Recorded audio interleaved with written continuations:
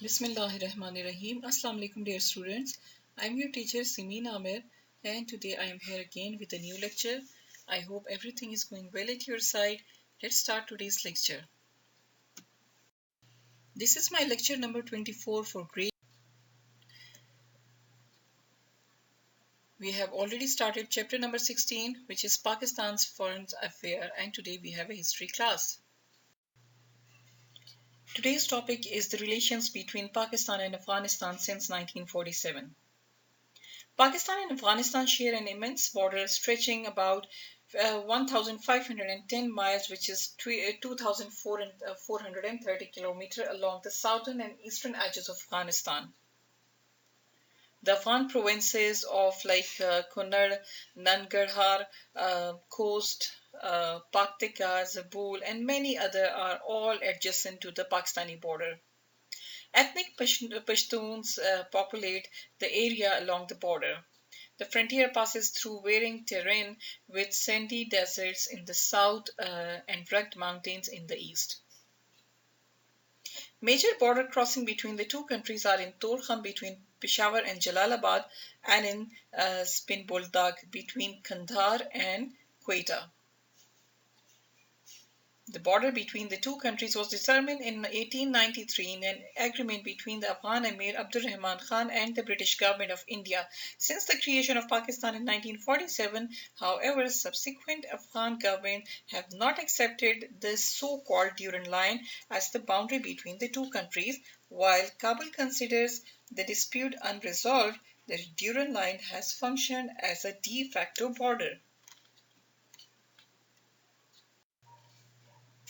As Afghanistan was both a neighbor and a fellow Muslim state, Pakistan had hoped to establish good relations with it after partitions. The relations begin since 1947. Pakistan and Afghanistan have much common relations. They not only share the same frontier, but they have inherited common historical culture and religious traditions. However, several problems prevented the good relations between the two countries until 1979, when the two countries found a common enemy in the shape of Soviet Union. Pakistan and Afghanistan are part of South Asian Association for Regional Cooperation, which is SAARC. Embassy of Pakistan is in Kabul and Embassy of Afghanistan is in Islamabad. Both countries face significant challenges in their respective security, political, and economic overcoming coming years. The relations between the two countries would be divided into three different phases. The first phase is from 1947 to 1963. The Pakistan-Afghanistan border was drawn in 1893 by Sir Mortimer Durand. The boundary was accepted by the King of Afghanistan in a treaty in 1893. When Pakistan got independence, Afghanistan claimed on the boundary of Pakistan. They demanded some territory of KPK and Balochistan. The Afghans laid claim to parts of the northwest frontier, which is now KPK. Of this area, voted in favor of joining Pakistan, but the Afghans did not give up their claim. The Afghans argued that the Pakhtuns living in Pakistan wanted to join with Afghanistan to form Pakhtunistan. In 1947, the NWFP was controlled by two powerful leaders, Dr. Khan Sahib and Abdul Ghaffar Khan. They had originally supported the idea of Pakhtunistan but changed their aim to achieving complete regional autonomy or self-government for the NWFP. Jinnah did not want to give the impression that the NWFP was an occupied territory, loyal to Pakistan only because of military pressure, so he ordered that the old British military posts along the old border with Afghanistan should be taken down. He hoped this would encourage the people of the area to feel naturally a part of Pakistan. He also hoped that Afghanistan would see this as a move of friendship and trust. In initial era, Pakistan-Afghanistan relations were in critical phase. Afghanistan was the first Muslim state to who vote against Pakistan joining the UN in a vote taken on 30th September 1947. Afghanistan put forward the anti-Pakistan resolution in the UNO in the United Nations organization. Pakistan joined the United Nations on September 30th, 1947.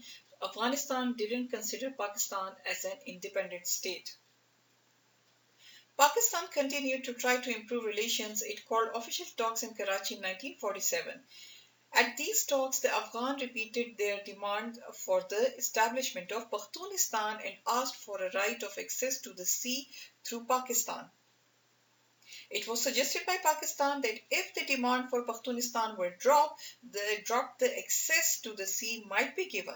Afghanistan rejected this offer and instead signed a trade and transit agreement with the Soviet Union, gaining access to the sea by way of the Soviet Union and making good relations with Pakistan unnecessary. In 1950, the tension reached to its climax when Afghan King Zahir Shah made an anti-Pakistan speech at a celebration in Kabul. The Afghanistan's flag was hoisted and anti-Pakistan leaflets were dropped by the Afghan Air Force. Relations hit a low point in March 1955 when Afghans attacked and ransacked the Pakistan embassy in Kabul. Pakistan closed its border and cut off diplomatic relations for several months in protest, but still hoped to establish better relations. In 1956, Sikandar Mirza visited Afghanistan. Although the government of Pakistan hoped for an alliance, the government of Afghanistan was not interested in such formal ties. It continued to show opposition to Pakistan. Afghanistan also refused to join the RCD, the Regional Cooperation Development, because Pakistan was a member. The assassination of Pakistani Prime Minister Liaquat Ali Khan by an Afghan national in 1951 further deteriorated the already fragile relations. The phase two of relations between Pakistan and Afghanistan is between 1963 to 1973. The relations were improved to such an extent that during the 1965 India-Pakistan War, Afghanistan sided with Pakistan, which enabled Pakistan to fully concentrate on its war with India and worry less about the security of its western border. Although the majority of Afghans supported Pakistan in the war against India in 1965, the Afghan government chose to stay neutral. But when Bhutto came to power in Pakistan, he emphasized an Islamic foreign policy and relations with Afghanistan began to improve. Bhutto visited Kabul shortly after taking office. King Zahir Shah, in his state visit of 1968, was given a very warm welcome by Pakistanis. Pakistan's decision to disband one unit led to further warmth of Pak-Afghan relationship, including increase in economic cooperation and mutual understanding. Afghanistan maintained strict neutrality during the 1971 war between India and Pakistan and refrained from taking advantage of Pakistan's preoccupation in war. The phase three of Pak-Afghan relations was between 73 to 78.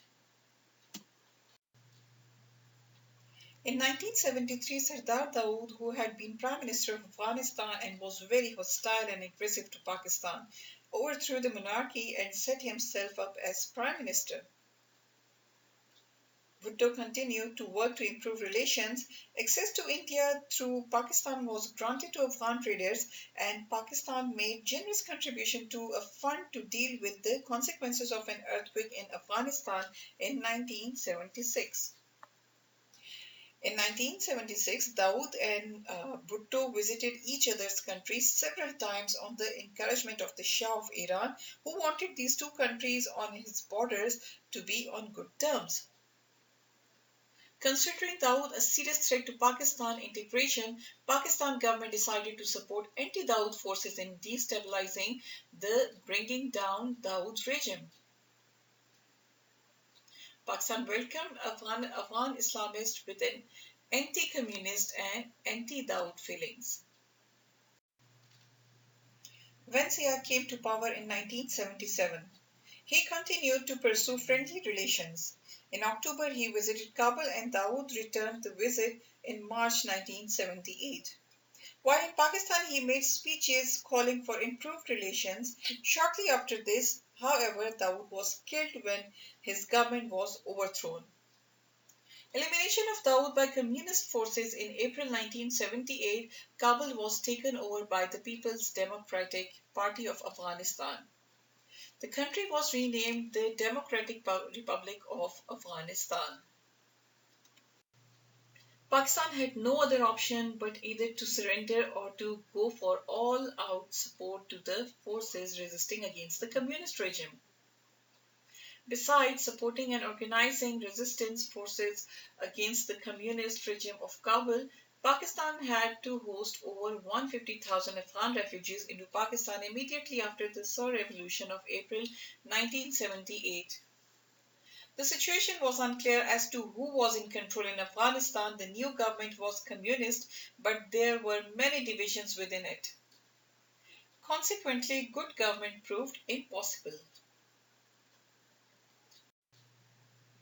On September 16, 1979, Hafizullah Amin staged another coup against our own government, killing Taraki, and took over as president of Afghanistan. The fourth phase is between 1979 to 1992. The, the December 27, 1979 Soviet invasion of Afghanistan, which killed Hafizullah Amin and installed Babrak Kamal as the country's president, which created a frightening situation for Pakistan as it brought the Red Army dangerously close to the Khyber Pass, the traditional gateway of invasions of South Asia from the north.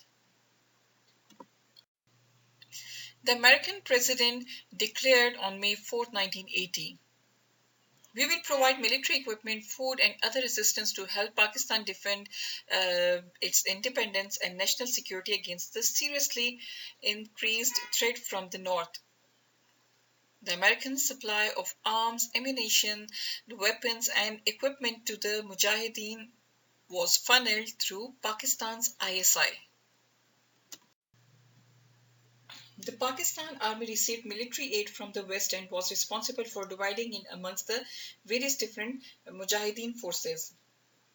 The Pakistan Military Intelligence Services also worked with the Afghans in planning operations against Soviet forces. The Soviet Union soon hit back to try to prevent Pakistani support for the Mujahideen. Pakistani frontier towns were bombed and there were also explosions in cities across Pakistan. These attacks were almost certainly the work of Soviet or Afghan infiltrators. Infiltrators means the secret services. Despite these attacks, President Ziaul Haq remained determined in his support for the Mujahideen. As war slowed down, the Soviet Union began to realize that it was fighting a war it could not win. It was Pakistan's skillful use of intelligence and resources against Soviet forces that made Afghanistan a bleeding wound for Moscow. Finally, the peace accord of peace agreement between Pakistan and Afghanistan was signed in Geneva on April 14, 1988, with the two superpowers as its co-guarantors. On 14 April 1988, pressure from Pakistan and Afghanistan led to the Soviets withdrawing their army. Zia seemed a hero to many Muslims and to the West. He had played a major part in bringing one of the world's superpowers to accept defeat. However, Afghanistan still had a Soviet-imposed leader ruling in Kabul. Civil war erupted as the Mujahideen tried to remove him from power. Pakistan's involvement was far from over at the end of Zia's rule. But now that the Soviet Union was no longer involved, American aid was cut dramatically. Pakistan was to find that thousands of refugees still crossed its borders seeking safety, yet Western aid to help them was not so forthcoming. Nawaz Sharif tried to bring fighting to an end in Afghanistan by inviting the leaders of the various factions to talk. The Islamabad Accord was signed by 6 separate groups, but the lack of a strong central organization in the country made it almost impossible to restore law and order. So violence continued. The lawlessness spread into Pakistan and became known as the Kalashnikov culture. Kalashnikov culture.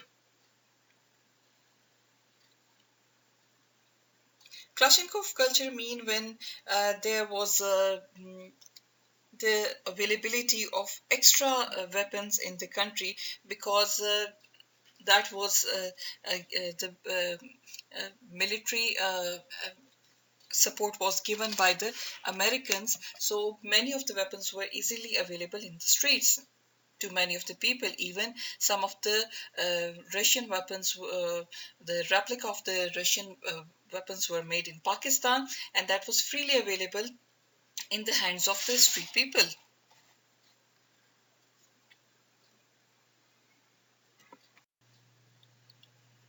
Tehreek-e-Islami Taliban Afghanistan emerged around Kandahar in September 94 and began as a new movement. Within 3 years, Taliban were finally able to control 27 out of 32 provinces by the third week of May 1997. Benazir Bhutto decided that Pakistan's best interest lay in supporting the Taliban in Afghanistan. As she said, this was the only force strong enough to establish stability and allow Pakistan to trade in the Central Asian republics. Her government provided military and financial support for the Taliban and even sent a small army unit to help them. Partly as a result of this support, the Taliban came into power in Afghanistan and religious fundamentalism grew in Pakistan. Bhutto later admitted that her policy had been a mistake and had led to Islamic militancy, which threatened stability in Pakistan. Shortly before her death in 2007, she said the support she and the USA offered the Taliban was a critical, fatal, deadly mistake we made. If I had to do things over again, that's certainly not a decision that I would have taken. Thank you so much, dear students, for watching this video. I think this is enough for today's lecture. We'll meet up again, inshallah, in school. Till then, Allah Hafiz.